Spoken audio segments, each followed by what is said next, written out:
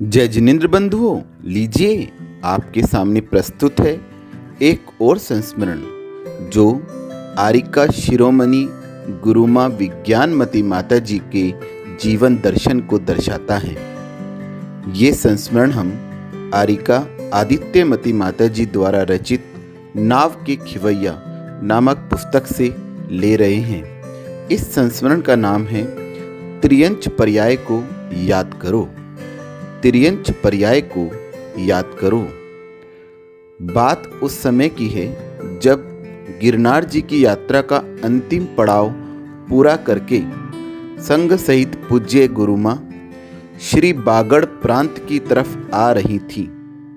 उसी समय बागी दोरा के एक भैया ने विहार करते करते पूज्य गुरुमा के पैरों से निकलते हुए खून को देखा तो ब्रह्मचारी दीदी से बोले, दीदी आप माताजी के पैरों में कोई मरहम, कोई आयुर्वेदिक दवा, कोई झाड़ फोला, कोई मोनोडर्म आदि लगा दिया करो।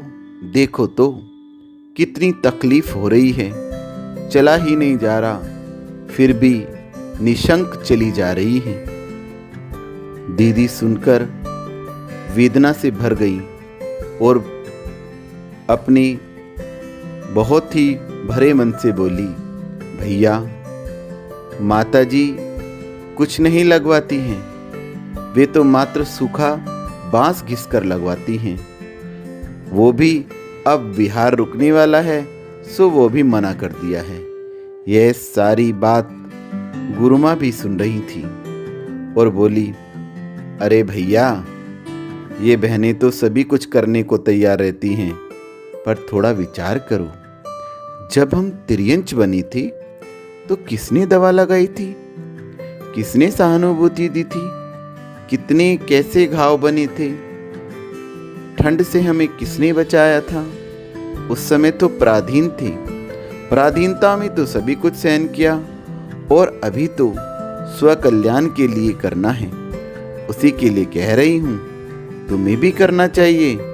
यह शरीर तो ऐसा ही है, इसका जितना लाड़ करो उतना ही बिगड़ता है, लाड़ नहीं करो तो अपने आप ठीक कर लेता है। अतः हमें शरीर को नहीं आत्मा को देखने का प्रयास करना चाहिए। और हम साधु ही शरीर की तरफ देखेंगे तो तुम श्रावक क्या करोगे। अरे भैया हमें सदैव आत्म कल्याण की ही सोचनी चाहिए। पूज्य गुरुमा की सारी बातें सुनकर वे बोले, मैंने आपके बारे में जैसा सुना था प्रथम दर्शन में वैसा ही पाया। मैं साथ साथ ही चल रही थी, मैं अर्थात आरिका आदित्यमती माता जी। सारी वार्ता सुनकर मुझे तो ऐसा लगा कि मैं ऐसा सोच रही थी, अब विश्राम का स्थान आने वाला है, बैठकर पैरों की मरम्मत करूंगी। वहीं पूज्य गुरुमा को देखो, पैरों से खून निकल रहा है पर आत्मा में वैराग्य का निर्झर बह रहा है। और मैंने भी अपना मन बदल लिया। देखी ही सही, पर मेरा भी शरीर से निर्ममत्वता की साधना करने का भाव बन ही गया। अद्भुत वैराग्नी पूज्य गुरुमा के चरणों में यही भावना भाती हूँ कि हे माँ, आपको देख देख कर ही आत्म साधना करती रहूं, तो भी मुझे विश्वास है कि मेरी मंजिल मुझे मिल जाएगी, मेरी मंजिल मुझे मिले। इसी भावना से पूज्य गुरुमा के चरणों में वंदामि गुरुमा, वंदामि गुरुमा, वंदामि गुरुमा।